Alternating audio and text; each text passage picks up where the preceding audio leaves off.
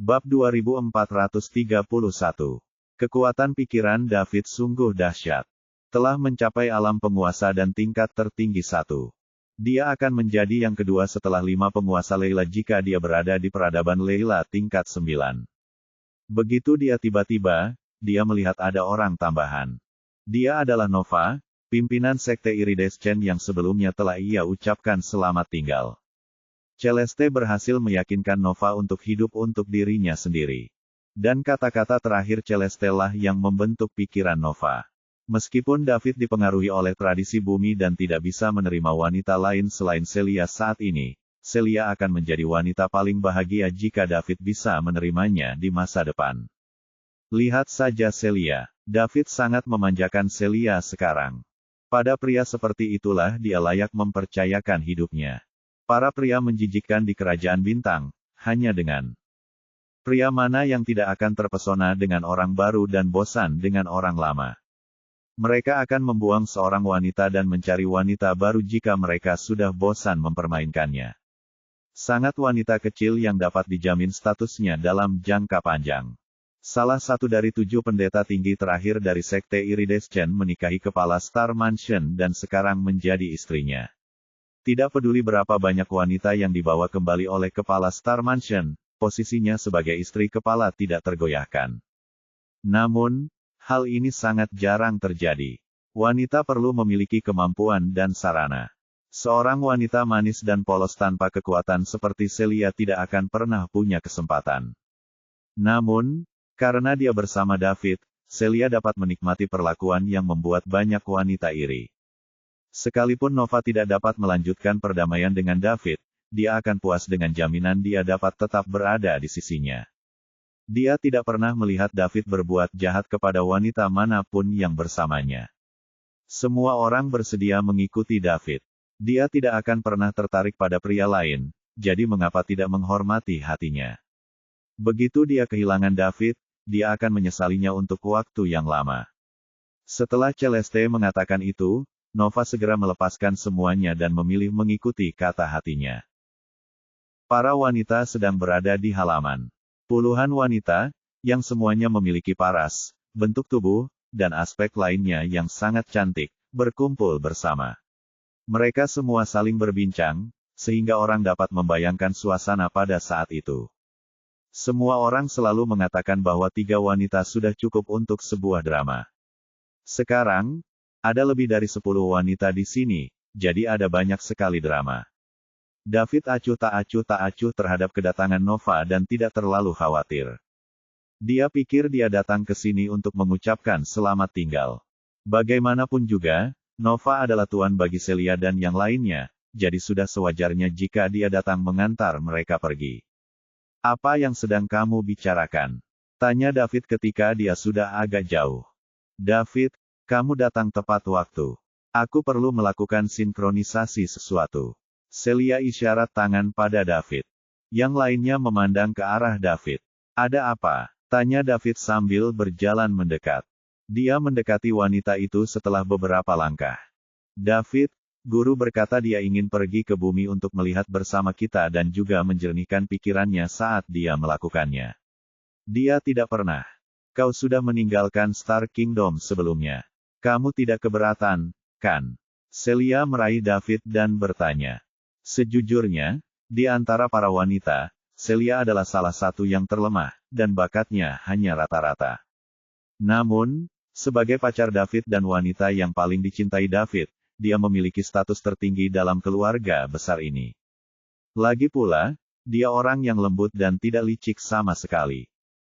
Jadi, siapa saja yang dekat dengan Celia, baik perempuan atau laki-laki, pasti akan sangat menyukainya. Bab 2432. Jika seseorang mempunyai ide dan saran, mereka akan mendiskusikannya dengannya dan dia akan menyampaikannya kepada David. Bagaimanapun, Celia adalah orang paling dekat dengan David. Para wanita lainnya juga memiliki hubungan yang sangat baik dengan David. Jika tidak, mereka tidak akan mengikuti David.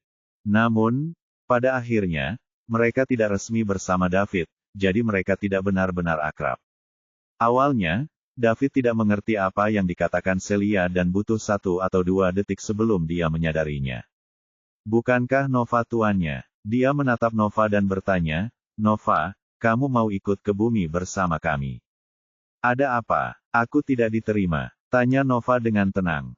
Pada saat ini, dia cukup gugup. Dia takut David akan melihat apa yang ada dalam pikirannya. Meskipun Celeste telah meyakinkannya, dia tetap tidak dapat mengatasi rintangan di hatinya dalam waktu singkat. Dia memang jauh lebih tua dari David. Namun, itu bukanlah hal yang utama. Seperti yang dikatakan Celeste, setelah dia sampai di alam abadi, dia akan memiliki setidaknya 1 masa kehidupan. Setelah dia memilikinya, menjadi berusia ribuan tahun bukanlah apa-apa, jadi ini bisa diabaikan sepenuhnya.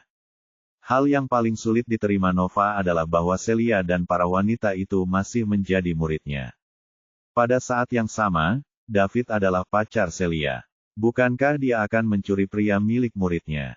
Hal ini jarang terjadi bahkan di tempat yang maju dan sangat berpikiran terbuka seperti Star Kingdom. Tentu saja, bukan berarti tidak ada hal seperti itu. Agar sejahtera dan memiliki lebih banyak keturunan, beberapa keluarga besar memiliki puluhan atau bahkan ratusan wanita untuk melayani seorang pria. Beberapa di antara mereka bahkan mungkin saudara perempuan, apalagi guru dan murid. Kerajaan bintang adalah tempat di mana Anda dapat melakukan apapun yang Anda inginkan selama Anda memiliki kekuatan. Misalnya, 6 orang suci. Kecuali satu-satunya perempuan, siapa yang tidak memiliki banyak perempuan dan keturunan. Bahkan David, yang sangat kuat hingga melampaui semua orang di Star Kingdom, hanya memiliki Celia sebagai satu-satunya wanita. Ini sungguh sebuah keajaiban dan sangat unik. Pria normal tidak akan pernah melakukan hal itu. Tidak mungkin. Kenapa aku tidak menyambutmu? Ikut saja jika kau mau. Tidak apa-apa. David tersenyum dan menjawab. Meski hatinya dipenuhi keraguan, dia tidak mengatakannya keras-keras. Guru, lihat. Sudah kubilang David akan setuju. Ini hebat. Pasti akan berkembang pesat, kata Celia gembira. Apa yang kau katakan, Celia? Apakah kau mengatakan bahwa aku bukan guru yang baik? Celeste menimpali. Namun, ekspresinya menunjukkan bahwa dia sedang menggoda Celia. Ah, maafkan aku. Aku benar-benar minta maaf. Aku salah, Celeste. Kamu juga guru yang baik. Namun, sekarang Master sudah ada di sini, dia bisa berbagi bebanmu sehingga kamu tidak akan terlalu lelah. Lagi pula, kita tidak berlatih terlalu lama dan kita masih bingung tentang banyak hal. Kita butuh banyak penjelasan sebelum kita benar-benar mengerti. Celia dengan cepat mengubah apa yang dia katakan, dengan ekspresi minta maaf di wajahnya. Baiklah, baiklah, aku hanya bercanda. Kenapa kau menganggapku serius? Celeste tertawa. Begitulah kira-kira. Kupikir kau tidak akan menyambutku. Senyuman juga muncul di wajah Nova. Dia pun menghela napas lega dalam hati. Sejujurnya, cukup sulit baginya untuk mengumpulkan keberanian untuk sampai ke tahap ini. Dia terpesona oleh Celeste. Saat itu, dia tidak pernah mempunyai pikiran seperti itu. Lebih jauh lagi, dia tidak pernah menyangka suatu hari dia akan meninggalkan sekte dan keluarganya untuk pergi bersama David. Namun, Nova, bukankah kau kepala sekte itu? Apa yang akan terjadi pada sekte itu setelah kau pergi? Saya kelelahan setelah menjadi kepala selama bertahun-tahun. Saya ingin menggunakan kesempatan ini untuk melihat-lihat keluar. Mengenai sekte, sama saja dengan atau tanpa saya. Sekarang setelah Anda mendapatkan reputasi, sekte telah menjadi tempat suci di kerajaan bintang. Siapa yang berani membuat masalah di sini? Anda benar. David mengangguk. Bab 2433. Setelah semuanya siap, David membawa Celia dan para wanita kembali ke bumi.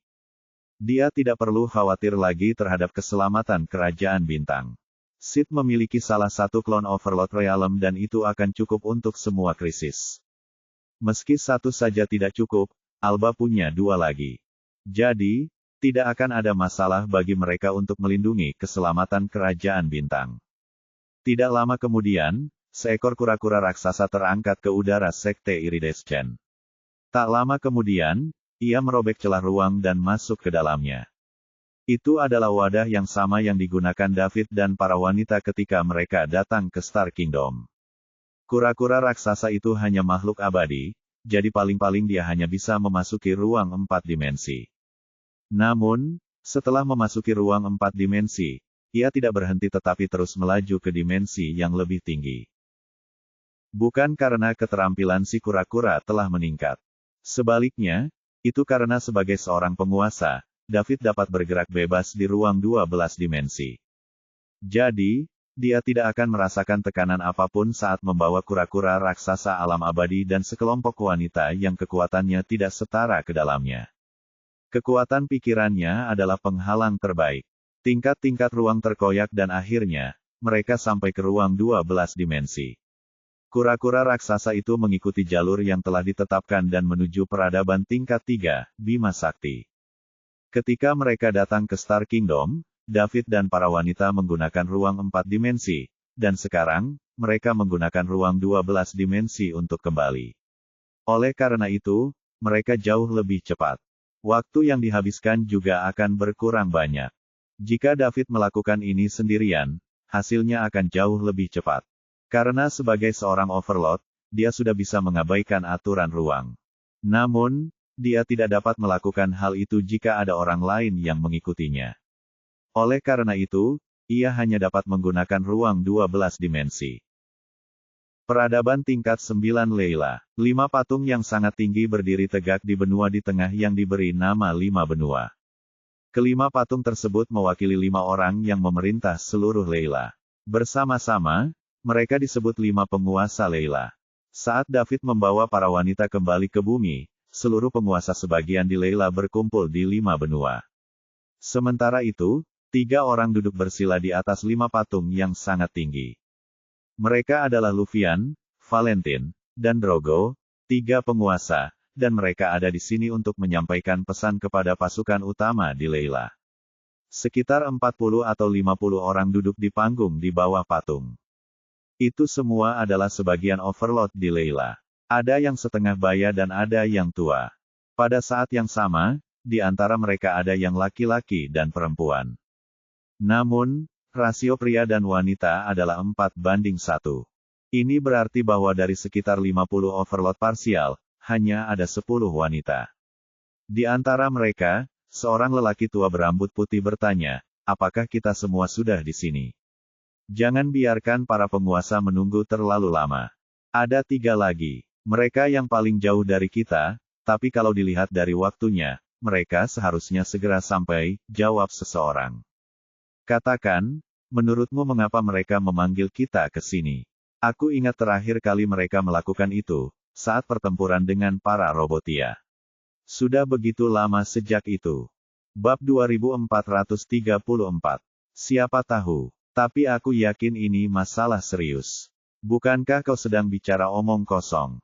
Untuk apa ketiga penguasa memanggil kita jika tidak ada masalah serius?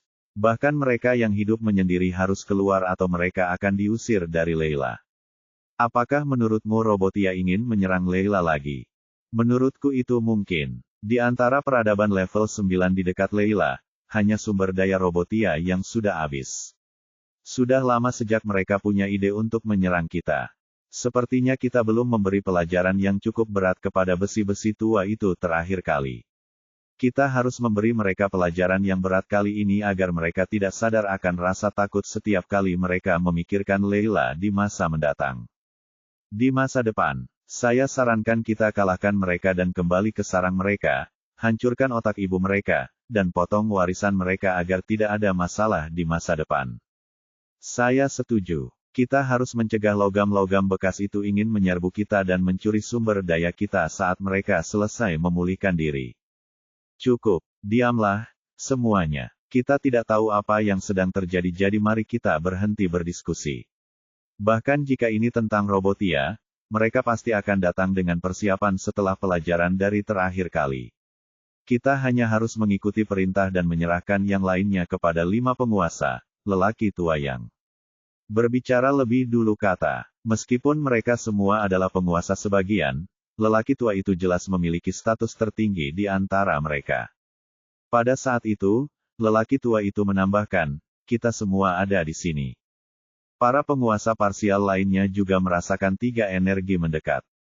Setelah lelaki tua itu selesai berbicara, 3 sosok muncul di peron satu demi satu. Mereka adalah 2 pria parubaya dan 1 wanita parubaya. Semuanya, karena tempatnya terlalu jauh, kami agak terlambat. Mohon maaf, kata salah seorang pria parubaya. Tidak apa-apa, tidak apa-apa. Kami baru saja sampai di sini, kata seseorang dengan sopan. Karena kita semua sudah di sini, mari kita beritahu ketiga penguasa.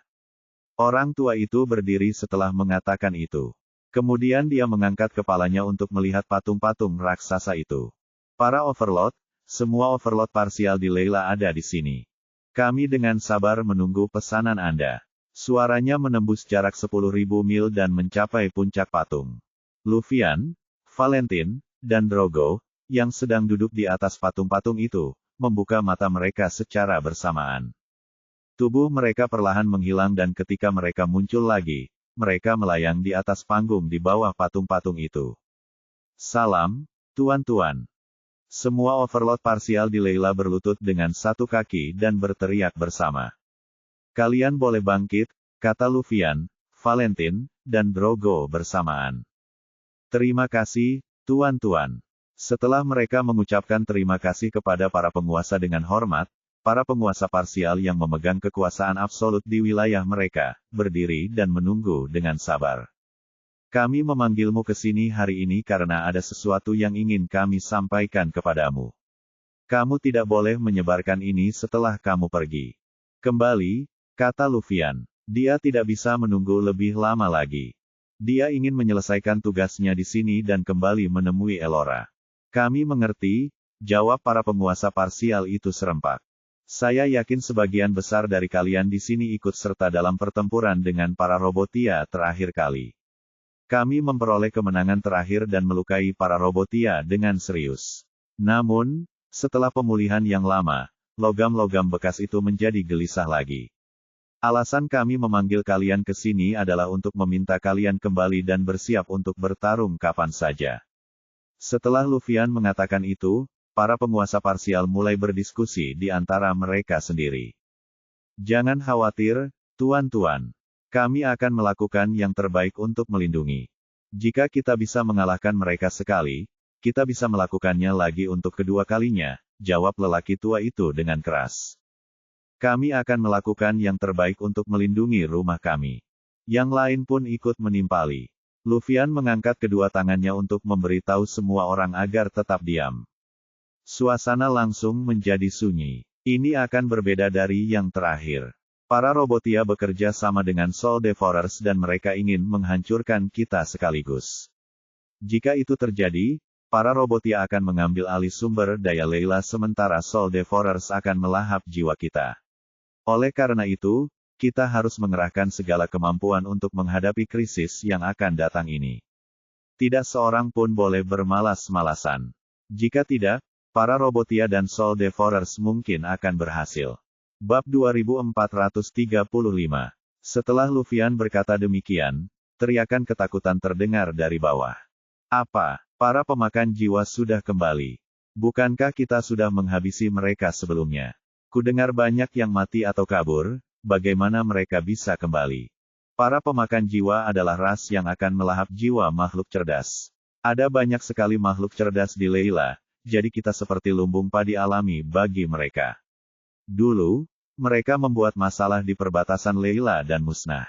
Pada akhirnya, para pemakan jiwa yang tersisa melarikan diri, tetapi aku tidak menyangka mereka akan kembali menghantui kita.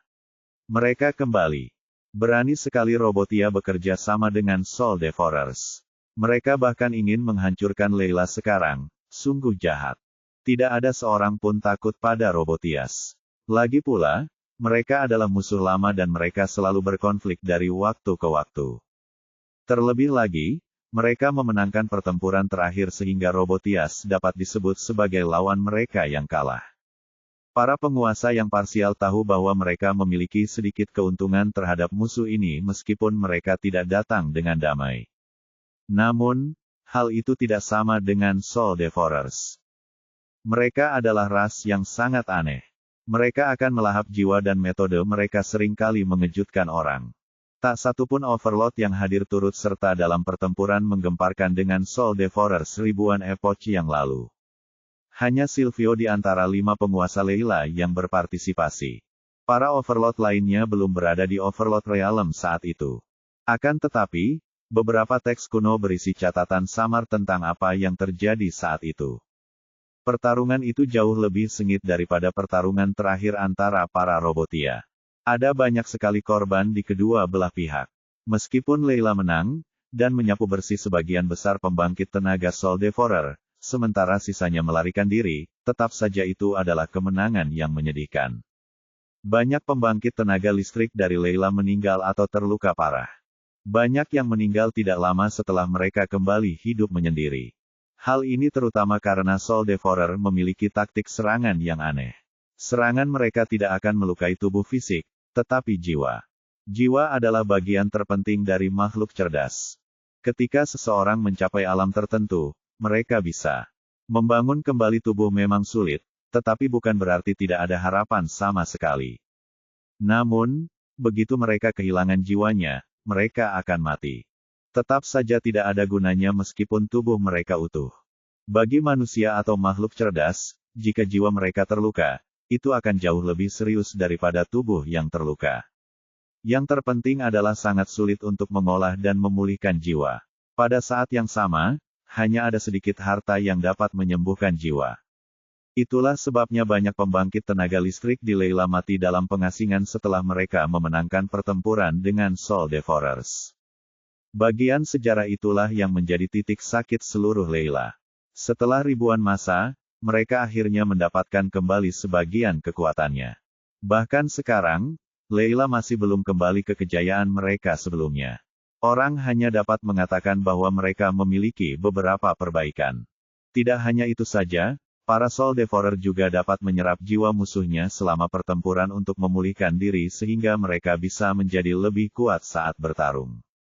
Bab 2436. Ketika yang satu bangkit, yang lain akan jatuh. Jadi, Soul Devourers jelas merupakan ras yang paling menakutkan di alam semesta. Untungnya, jumlah mereka tidak banyak. Layla memiliki keunggulan besar dalam hal jumlah dan itulah sebabnya mereka memenangkan pertempuran. Di antara catatan sejarah di Layla, banyak sekali yang ditulis mengenai Soul Devourers dan banyak yang memuji ras tersebut. Itu adalah perlombaan yang aneh, penuh misteri dan teror. Jadi, kapan saja seseorang mendengar nama mereka, mereka akan segera merasakan hawa dingin menjalar ke telapak kaki mereka. Sementara para penguasa parsial berdiskusi di antara mereka sendiri, Luffyan berkata lagi, semuanya, kalian benar. Para pemakan jiwa adalah musuh semua makhluk cerdas di Layla. Mereka memakan jiwa kita, dan kita akan mati begitu kita kehilangan jiwa kita. Itulah sebabnya ini menyangkut hidup dan mati seluruh Layla. Jadi, semua orang di Layla harus memperhatikan ini dan melawan musuh kita bersama-sama. Kaisar Luffyan, pemahaman kita tentang Soul Devourers berasal dari teks sejarah, dan kita tidak punya banyak informasi. Informasi tentang mereka. Karena kita akan melawan mereka, bisakah kau memberitahu kami tentang kelemahan mereka? Atau beberapa informasi lebih lanjut, sehingga kami akan tahu apa yang harus dilakukan selama pertempuran. Lelaki tua dengan status tertinggi di antara para Overlord parsial itu berdiri dan berkata. Kemudian, seorang penguasa parsial lainnya menimpali, ya.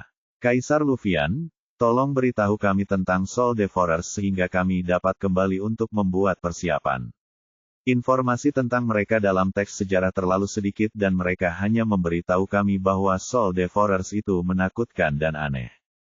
Jangan khawatir, Kaisar Silvio sudah memikirkan apa yang kau sebutkan tadi. Setelah kau kembali, kau akan mendapatkan informasi tentang Soul Devourers yang dikirimkan kepadamu. Jika itu terjadi, kamu tinggal mengikuti instruksi Silvio. Sejujurnya, kami juga tidak tahu banyak tentang Soul Devourers. Silvio adalah satu-satunya yang ikut serta dalam pertempuran yang mengejutkan saat itu, jadi dialah orang yang paling memahami ras tersebut. Drogo lah yang berbicara kali ini. Jika memang begitu, kami lega. Jika kami bahkan tidak tahu metode musuh, kami akan sangat terkendali dalam pertempuran dan bahkan mungkin akan lengah.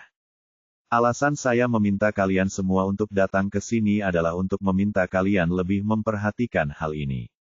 Jika saya hanya menyampaikan pesan ini, orang-orang di antara kalian yang menyendiri mungkin akan memilih untuk tinggal di sana. Kolaborasi kedua ras ini sangat serius, jadi kita semua di Leila harus bekerja sama dan kita tidak boleh ceroboh, kata Valentin serius. Jangan khawatir, tuan-tuan. Ini tentang hidup dan matinya tanah air kita, jadi tentu saja kita akan melakukan yang terbaik. Jika mereka ingin menyerang Leila, mereka harus melangkahi mayatku. Suara lelaki tua itu tiba-tiba menjadi bersemangat. Jika mereka ingin menyerang Leila, mereka harus melangkahi mayat-mayat kita. Teriak para penguasa parsial lainnya bersamaan. Para Overlord, Luvian, Valentin, dan Drogo mengangguk sedikit. Tujuan mereka datang ke sini telah tercapai. Mereka harus meminta semua penguasa parsial untuk keluar dan memperhatikan krisis ini. Pada saat yang sama, mereka harus membuat semua orang juga ikut bekerja. Oleh karena itu, ini adalah pertemuan untuk memobilisasi semua orang sebelum pertempuran. Ada 5 Overlord di Leila dan 3 di antaranya ada di sini. Itu sudah cukup untuk membuktikan betapa menakutkannya kolaborasi antara Robotia dan Soul Devourers. Kami senang kalian semua merasa seperti ini. Namun, kalian tidak perlu terlalu khawatir. Dengan Silvio dan kami di sekitar, kami pasti akan melewati krisis ini dan melindungi Leila, kata Drogo menenangkan. Tentu saja, kami percaya padamu. Namun, Leila juga rumah kami, jadi sudah menjadi tanggung jawab kami untuk melindungi tanah air kami. Kemudian, Luvian, Valentin, dan Drogo menyebutkan sebuah permintaan. Akhirnya, pertemuan berskala kecil ini berakhir. Tak lama kemudian, Luvian bergegas ke tempat Silvio secepat yang ia bisa. Pikirannya sudah tertuju pada Elora. Terus terang, Luvian terus merasa ada yang tidak beres dengan Elora setelah dia terluka parah. Elora tampaknya menggambar batasan yang jelas dengannya. Sekalipun dia tidak menerimanya saat itu, dia cenderung menerimanya. Akan tetapi, dia tampaknya telah kembali seperti dirinya yang dulu. Luvian harus kembali dan menyelidiki apa yang terjadi. Dia harus mencari tahu apa masalahnya. Bab 2437. David menggunakan kekuatan pikirannya untuk melingkari kura-kura peliharaan Celeste yang besar saat mereka bergerak cepat menuju Bima Sakti di ruang 12 dimensi. Ruang 12 dimensi merupakan ruang berdimensi tertinggi di alam semesta. Kura-kura raksasa itu bergerak sangat cepat di dalamnya dan, hanya dalam waktu seminggu lebih sedikit, mereka telah mencapai Bima Sakti. Ini adalah kampung halaman Astrid dan Mia. Meskipun mereka tidak ingin berpisah dengan semua orang dan ingin pergi ke bumi juga, mereka harus kembali mengunjungi orang tua dan keluarga mereka setelah meninggalkan rumah begitu lama.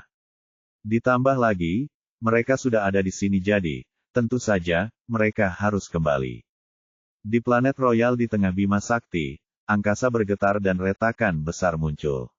Setelah itu, seekor kura-kura besar muncul dari retakan angkasa, sebuah bangunan besar di punggungnya. Kemunculan kura-kura besar itu langsung memicu sistem pertahanan di planet royal. Kapal perang yang tak terhitung jumlahnya mendekati kura-kura raksasa itu. Dalam sekejap mata, kura-kura besar itu terkepung dengan erat. Pada saat yang sama, 3 sosok muncul tidak jauh dari kura-kura besar itu. Mereka adalah Kaisar Nimbus dari Kekaisaran Bima Sakti, Permaisuri Gamora, dan Paman Nimbus, Wilfred. Ketika ketiganya melihat kemunculan tiba-tiba kura-kura besar itu, mereka tidak menunjukkan sedikit pun kekhawatiran di wajah mereka. Sebaliknya, mereka tersenyum gembira. Itu karena mereka pernah melihat kura-kura besar ini sebelumnya. Dulu waktu Astrid pergi bersama David, mereka membawa kura-kura besar ini. Sekarang kura-kura besar itu kembali lagi, bukankah itu berarti Astrid juga kembali? Saat ini, Astrid berada di dalam gedung di belakang kura-kura. Dia mengucapkan selamat tinggal kepada semua orang dengan enggan. Dia memeluk semua orang, meninggalkan David sampai akhir. David, aku akan kembali sekarang. Semoga perjalananmu aman, kata Astrid, matanya merah. David mengulurkan tangan untuk menghapus air mata di sudut mata Astrid. Lalu, kita tidak akan berpisah selamanya. Apakah kamu perlu melakukan ini? Aku enggan berpisah dengan kalian semua. Aku sedih harus meninggalkan kalian. Saat Astrid mengatakan itu, dia terisak-isak. Tidak apa-apa, kita selalu bisa berhubungan. Sudah lama sekali, aku yakin Tuan Barlowe juga merindukanmu. Aku berjanji padamu bahwa, setelah kau bertemu kembali dengan mereka, aku akan datang menjemputmu sehingga kau bisa bertemu kembali dengan semua orang di bumi. Bagaimana menurutmu? Tanya David menenangkan. Benarkah? Astrid menunjukkan ekspresi terkejut di matanya. Tentu saja, kau lihat betapa cepatnya aku. Selama kau mau datang, aku akan segera datang menjemputmu. Baiklah, kalau begitu ini kesepakatan. Astrid memberanikan diri dan melangkah maju sambil tersipu. Kemudian, ia berjinjit dan mengecup bibir David dengan lembut. Setelah itu, ia berbalik tanpa menoleh ke belakang, hanya menyisakan satu kalimat. Itu ciuman pertamaku. Dengan kekuatan David, dia dapat menghindarinya dengan mudah. Namun, pada akhirnya, dia tidak melakukan itu. Menghindari ciuman adalah hal yang mudah baginya, tetapi jika ia melakukannya, niscaya akan menyakiti hati Astrid yang rentan. David tidak sanggup melakukan hal itu. Kalau saja dia tidak berperasaan, kehidupan percintaannya tidak akan kacau seperti sekarang. Tidak apa-apa, saya boleh menderita sedikit kerugian. Tunggu, ada yang salah. Apakah saya yang dirugikan? Sayalah yang diuntungkan. Siapa Astrid? Putri tercinta dari Kekaisaran Bima Sakti dan salah satu dari 4 peri Bima Sakti. Dia adalah gadis impian banyak pria. Jika orang luar melihatnya mencium seorang pria secara sukarela, pasti akan ada orkestra yang patah hati. Saat melihat Astrid pergi, David teringat akan rasa dingin di bibirnya. Kemudian, dia mengikuti Astrid. Sambil mengikutinya, dia berkata, "Tunggu aku.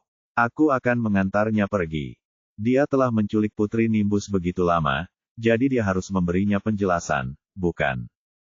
Sekalipun tidak ada apa-apa di antara dia dan Astrid, dialah yang membawanya pergi sejak awal. Bagaimana bisa David membiarkan Astrid kembali sendirian setelah Nimbus menyerahkannya kepadanya? Kapal perang yang tak terhitung jumlahnya mengelilingi kura-kura raksasa itu. Kura-kura itu memiliki kecerdasan yang sangat rendah, jadi ia hanya akan mendengarkan perintah Celeste. Tanpa perintah, ia akan melayang diam di udara. Bab 2438. Ia sama sekali tidak terganggu dengan semut-semut di sekitarnya. Selama pemiliknya memberi perintah, ia dapat dengan mudah memusnahkan semuanya dalam sekali bersin. Tentara pertahanan di planet Royal sudah siap. Tolong beritahu kami perintah Anda, Kaisar. Seorang pria parubaya dengan baju besi berat berlutut di depan Nimbus dan berkata dengan hormat. 4 orang lagi tiba. Naga biru sudah ada di tempat. Harimau putih sudah ada di tempat. Red Finch sudah ada di tempat. Kura-kura hitam sudah ada di tempat. Sesuai perintahmu, Kaisar, kata keempatnya bersamaan. Saat Nimbus memberi perintah, serangan yang tak terhitung jumlahnya akan dilancarkan ke kura-kura besar itu. Akan tetapi, serangan itu tidak lebih dari sekadar geli bagi kura-kura raksasa di alam abadi. Mereka tidak akan menyakitinya sedikit pun. Jangan lakukan apapun. Lihat saja, kata Nimbus sambil menyeringai. Putrinya akan kembali, jadi tentu saja dia senang. Sudah bertahun-tahun sejak dia melihatnya, jadi dia bertanya-tanya apakah gadis kecil itu telah tumbuh dewasa. David pasti merawatnya dengan baik saat dia tidak ada. Kalau tidak, dia akan memberi pelajaran pada bocah nakal itu. Namun, dia ingat bahwa dia tidak dapat mengalahkan David. Oleh karena itu, Nimbus mendesah dalam hati. Astrid. Aku telah mengecewakanmu. Keluargamu tidak cukup kuat untuk membiarkanmu berbicara dengan lelakimu. Di samping Nimbus, Gamora dan Wilfred tampak berseri-seri. Keduanya juga mengenali kura-kura raksasa itu. Begitu mereka mendengar perintah sang kaisar, lelaki berbaju zirah berat dan berkepala 4 itu mendesah lega. Mereka pun merasa tertekan di hadapan kura-kura raksasa alam abadi. Sekalipun mereka menggunakan seluruh kekuatan dan sarana di planet Royal, mereka mungkin tidak akan membahayakan si kura-kura. Namun, karena ini adalah tugas mereka, dan sebagai tangan kanan Nimbus, mereka harus mengumpulkan semua kekuatan dan mematuhi perintah Kaisar. Baik, Kaisar. Kelima orang itu menjawab serempak. Kemudian, mereka bangkit untuk berdiri di belakang Nimbus, Gamora, dan Wilfred memperhatikan kura-kura besar itu dengan tenang dari kejauhan. Tak lama kemudian, dua sosok muncul di punggung kura-kura raksasa itu. Semua orang memperhatikan dengan seksama dan pupil mata mereka mengecil. Bukankah itu Putri Astrid? Sudah lama sekali sejak kita melihatnya. Saya pikir sesuatu terjadi padanya. Saya tidak pernah menyangka akan melihatnya seperti ini. Siapakah pemuda yang berkelas di samping Yang Mulia Ratu? Keduanya terlihat serasi. Mereka benar-benar pasangan ideal, pasangan yang ditakdirkan untuk bertemu di surga. Apakah dia Yang Mulia Ratu Kerajaan? Ketika mereka melihat Astrid, mereka semua merasa lega. Ketika kura-kura raksasa muncul di atas planet Royal, mereka mengira mereka sedang diserbu. Dari apa yang dilihatnya sekarang, Putri Astrid telah kembali di dalam kura-kura besar.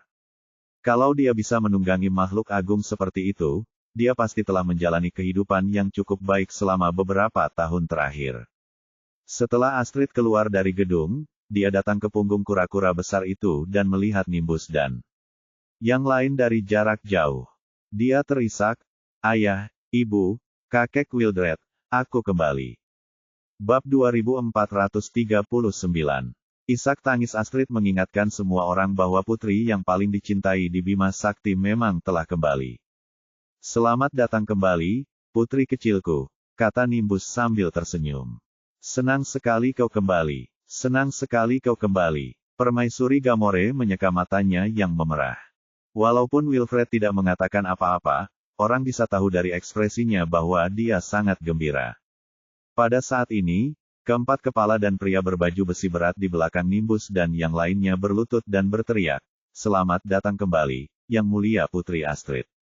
Selamat datang kembali, Yang Mulia Putri Astrid." Suara-suara yang tak terhitung jumlahnya bergema dan menggantung di udara bahkan setelah waktu yang lama. Di dalam gedung di atas kura-kura raksasa itu, Nova tertawa sambil mendengarkan suara-suara memekakkan telinga di luar. "Sepertinya Astrid cukup populer di sini." "Anda tidak tahu apa-apa, Tuan. Astrid adalah putri tunggal Kaisar Nimbus dari Bima Sakti. Di saat yang sama, dia juga putri yang paling dicintai di Kekaisaran. Sejak dia lahir, dia ditakdirkan untuk dicintai oleh banyak orang," jelas Mia dari samping. "Ini adalah Bima Sakti tempat ia dan Astrid dilahirkan, jadi wajar saja jika ia paling mengetahui identitas dan status Astrid di Kekaisaran Bima Sakti." "Oh, Kaisar Nimbus dari Bima Sakti. Orang itu yang bahkan belum berada di alam abadi. Beraninya seorang kaisar. Apakah dia tidak khawatir orang-orang akan menertawakannya jika kabar itu tersebar?" "Tuan, Nimbus tidak menyebut dirinya seperti itu. Itu karena dia adalah Raja Kekaisaran Bima Sakti dan juga yang terkuat di Bima Sakti, jadi itulah mengapa mereka memanggilnya seperti itu." Namun, itu terjadi sebelum Guru David tiba di sini. Pada akhirnya, Bima Sakti hanyalah peradaban rendah dan tidak memiliki banyak kontak dengan dunia luar, jadi mereka tidak memiliki banyak informasi. Siapa yang berani menyebut diri mereka kaisar di peradaban yang lebih tinggi? Bukankah mereka akan mencari kematian? Kata Celeste. "Kau benar. Tidak semua orang bisa menyandang gelar kaisar atau permaisuri." Nova mengangguk dan setuju. "Ada catatan tentang orang-orang setelah Saint Realm dalam sedikit teks di Star Kingdom. Sekalipun samar, kata kaisar, atau permaisuri, dianggap tabu, dan ditakuti oleh semua makhluk cerdas. Kalau saja David ada di sini, dia pasti akan terhibur. Itu karena dia sudah berada di Overlord Realm. Tubuh dan pikirannya berada pada level tertinggi 1.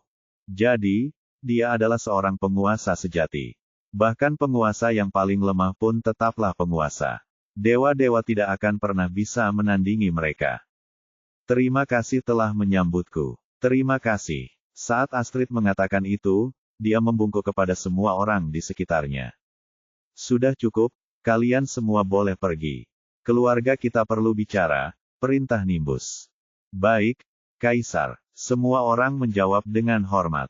Kemudian mereka meninggalkan tempat kejadian dengan tertib. Kapal perang serang yang tak terhitung jumlahnya turun perlahan kembali ke planet Royal untuk menunggu perintah.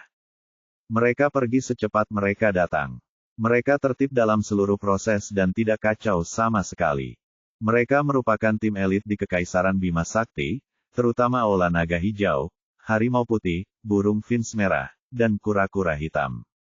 Mereka adalah kekuatan paling misterius dan kuat di Kekaisaran Bima Sakti.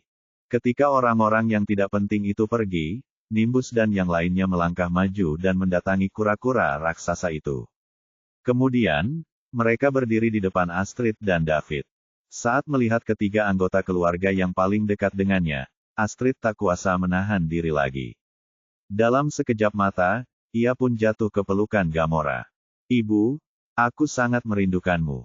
"Aku juga, senang kau kembali." Gamora menepuk punggung Astrid dengan lembut menggunakan kedua tangannya.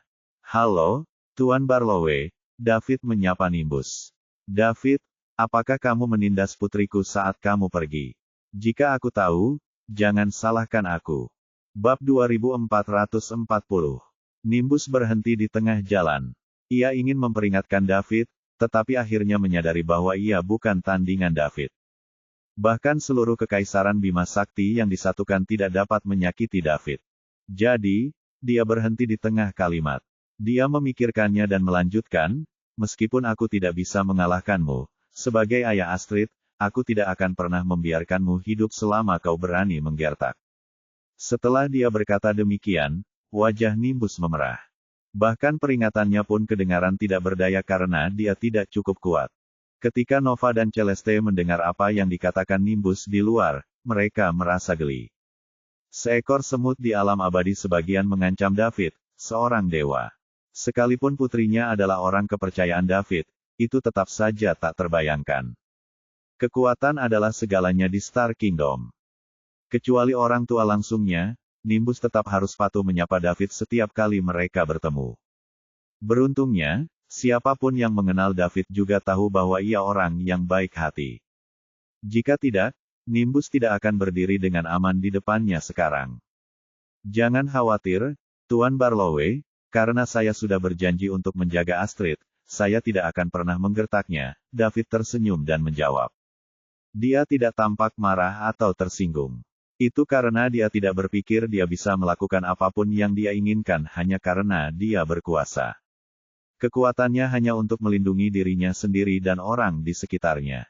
"Itu saja, Ayah, David tidak menindasku. Dia sangat baik padaku. Aku sangat bahagia selama aku pergi." Astrid melepaskan pelukan Gamora dan menjelaskan. Kuharap begitu." Nimbus masih bertingkah angkuh dan perkasa.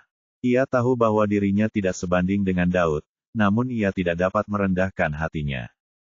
Dia adalah pangeran Kekaisaran Bima Sakti sejak dia lahir, dan sepanjang masa dia perlahan-lahan menjadi raja di kekaisaran tersebut. "Tuan Barlowe, Nyonya Barlowe, saya sudah membawa Astrid kembali ke sini.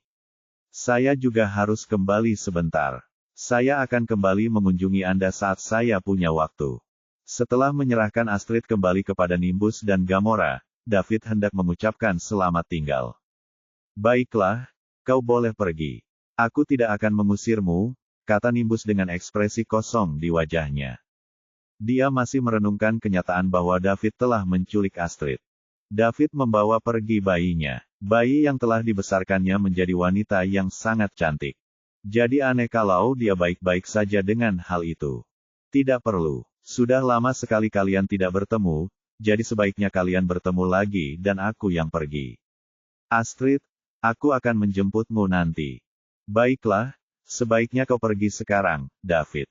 Celia dan yang lainnya sudah menunggumu. Sampai jumpa." David berbalik dan pergi setelah mengatakan itu. "Ayo pergi juga." Nimbus dan kawanannya meninggalkan punggung kura-kura besar itu dan turun ke planet Royal. Tak lama kemudian, sebuah retakan besar muncul di hadapan kura-kura raksasa itu. Di bawah tatapan Linder Wilfred dan yang lainnya, retakan itu masuk dan menghilang. Meskipun ini bukan pertama kalinya mereka melihat kura-kura raksasa merobek ruang angkasa dan melakukan perjalanan ke ruang dimensi tinggi, Wilfred dan Nimbus tetap merasa takjub. "Astaga, alam abadi, kapan saya bisa mencapai alam itu?" Aku jadi penasaran, apa yang dilakukan bocah David itu selama berkultivasi hingga dia menjadi seorang abadi di usia semuda itu.